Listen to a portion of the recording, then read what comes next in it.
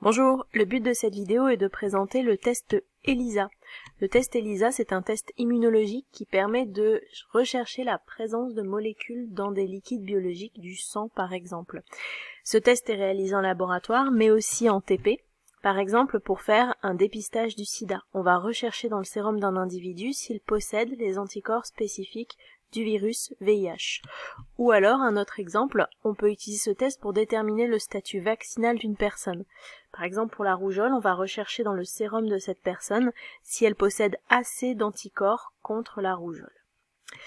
Pour réaliser ce test, il faut un matériel spécifique. La première chose, ce sont ces barrettes de 8 puits qu'on peut orienter avec une petite languette de plastique sur le côté.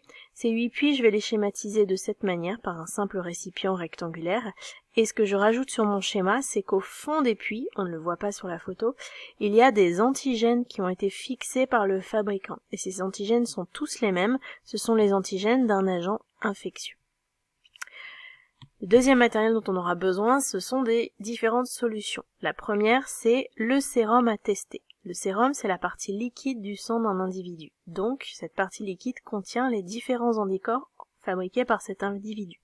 J'en ai représenté deux différents, on voit bien qu'ils ne sont pas spécifiques du même antigène, ils n'ont pas la même forme en 3 dimensions.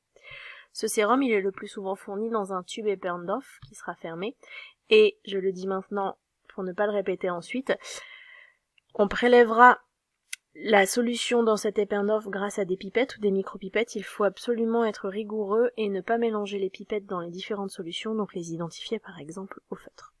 La deuxième solution dont on a besoin, c'est la solution d'anticorps de détection. Ce sont des anticorps qui ont été fabriqués en laboratoire.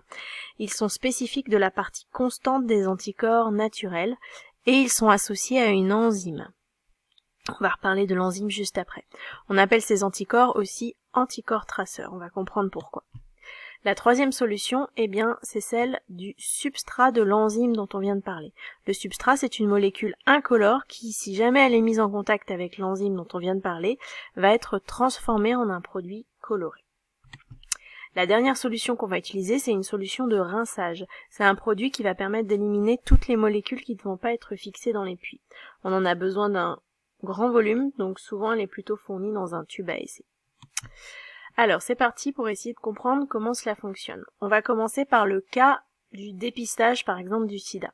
On cherche donc à identifier si l'individu, par exemple l'individu a dans son sérum l'anticorps spécifique contre cette maladie. La première étape, ça va être de déposer les sérums à tester. Donc, le sérum de notre individu A, mais aussi le sérum témoin. Donc, par exemple, celui d'un individu B dont on sait qu'il n'est pas atteint par la maladie. Les sérums vont remplir les puits. Et puis, si jamais le sérum contient l'anticorps spécifique de l'antigène, l'anticorps va venir se fixer. Si par contre le sérum ne contient que des anticorps non spécifiques, aucune fixation n'aura lieu. On va ensuite rincer avec la solution de rinçage et en retournant les puits, ça va, vous voyez, éliminer tout ce qui n'est pas fixé au puits. Donc, dans le puits de droite, il n'y a rien qui reste après ce premier rinçage. Ensuite, l'étape suivante, ça va être de déposer la solution de détection qui contient les anticorps traceurs. Donc, on remplit les puits avec cette solution de détection, on attend un petit peu, et si jamais il y a un anticorps naturel fixé dans le puits, l'anticorps traceur va s'y fixer. Donc, dans ce cas-là, aucun anticorps ne se fixe. Et puis, on rince. Le rinçage élimine tout ce qui n'est pas fixé, donc dans le puits à gauche, j'ai bien un anticorps traceur qui est resté fixé. Ensuite, on va déposer la solution de substrat de l'enzyme. On remplit le puits avec, on attend un petit peu, et là ce qui va se passer, c'est que si l'enzyme est présente, elle va se fixer à un substrat et elle va le transformer en produit coloré. Et dans ce cas-là, l'ensemble du tube prend une couleur. S'il n'y avait rien de fixé, aucune enzyme présente, le produit reste incolore. Donc, on voit les résultats apparaître. Si le puits est positif, il change de couleur. L'individu A possède donc dans son sérum les anticorps spécifiques de l'antigène. Il est séropositif pour cette maladie. Alors que dans le puits témoin, le puits négatif, il n'y avait pas d'anticorps spécifiques à l'antigène. Ça, c'était pour le premier exemple. Une variante de ce test, ça va être quand on veut déterminer la concentration en anticorps dans le sérum d'un individu, par exemple toujours A. On va commencer par la première étape, à déposer les sérums à tester. Donc on teste celui de l'individu A, ici, et on va le comparer au sérum d'un individu témoin, dont on sait que sa concentration en anticorps est la bonne. On dépose les sérums qui remplissent les puits, on attend un petit peu, ce qui va permettre aux anticorps de se fixer aux antigènes. Ensuite on rince, ça va éliminer tous les produits et molécules non fixés au fond. On met la solution de détection qui contient les anticorps traceurs. On laisse attendre un petit peu afin que les anticorps traceurs se fixent.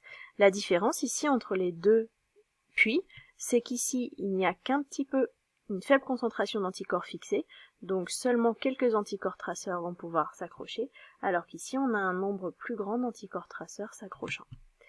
On rince pour éliminer tout ce qui n'est pas fixé, et puis on met la solution de substrat de l'enzyme. Et la différence, c'est qu'ici, il y a peu de molécules qui vont changer de couleur, ici il y en aura plus. Donc on aura ici un puits qui est bien positif, le sérum contenait bien l'anticorps, mais une faible concentration en anticorps, alors qu'ici le puits est positif toujours, mais la concentration en anticorps était forte. Donc par exemple, cette concentration en anticorps permet de protéger contre une maladie, celle-ci est insuffisante et dans ce cas-là, cette personne, elle doit faire le rappel de son vaccin pour redévelopper une concentration en anticorps suffisante. J'espère que c'était clair. Merci, au revoir.